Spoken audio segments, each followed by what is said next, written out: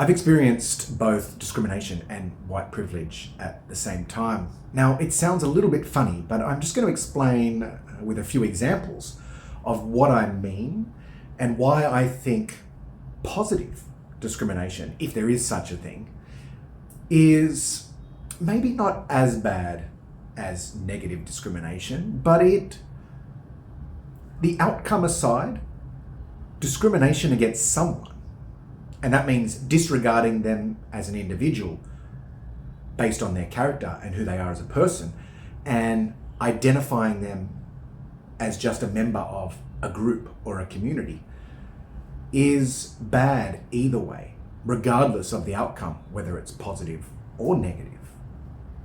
Now, I'm not complaining because, yes, my examples are going to be from when I lived in Vietnam and Southeast Asia.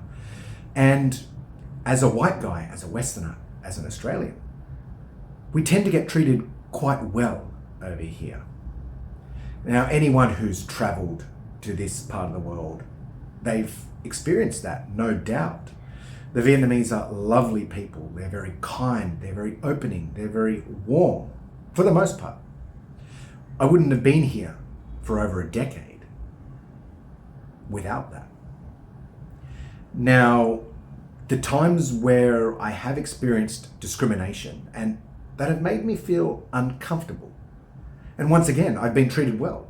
It's not like I've been treated badly, but I still have been made uncomfortable because at the end of the day, I would rather be treated based on who I am as a person, not who I appear to be based on the color of my skin.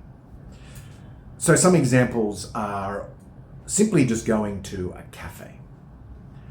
You are given, in general, I've had this experience many times, preferential treatment in a cafe. You are given the best seats. You are given extra special service and attention simply based on who you are. Now, that could be because you're a visitor to the country or you're clearly an outsider. But at the end of the day, it's still a form of discrimination. You are being treated based on who you perceive to be, not who you are. And long term in a country, when you are treated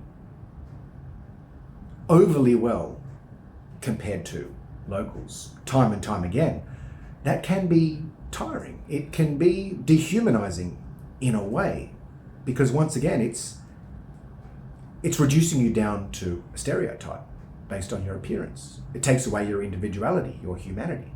Once again, I'm not complaining about being treated badly, just pointing out a fact.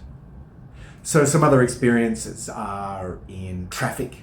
People will tend to give way to me much more regularly than locals.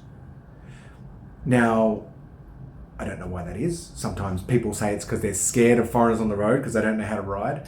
But I've witnessed it a lot of times with people stopping in situations where they wouldn't normally stop for others. And locals who I've been with have noticed this as well. I've also noticed treatment similar to the cafes in restaurants. I've lined up for restaurants before and I've been ushered to the front of queues for tables at a busy restaurant, simply because I guess they don't want the foreigner, the visitor to the country, the white guy, waiting. Now, there are times where I've said, no, I don't want to be moved to the front. I don't want to be treated differently. But on the other hand, that also creates problems with the person who is trying to treat you in that way. So the default is to just accept it. If someone's going to treat you well, you end up just accepting it. Now, this is a problem for some foreigners living in Vietnam. It can go to their head. It can make them act in ways, develop habits that they wouldn't usually have back home because they don't receive that treatment back home. Now, me personally, I accept it, but it still makes me feel a little bit uncomfortable. Another example I want to show you about discrimination. Now, this time It's actually going below. It's assuming that I'm below a certain standard based on the perception, based on the stereotype of who I am.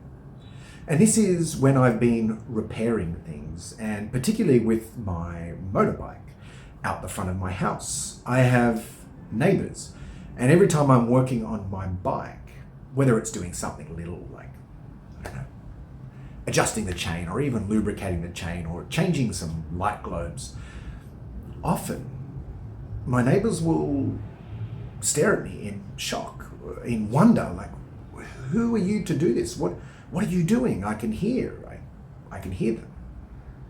Wow, you can fix a motorbike. That's amazing.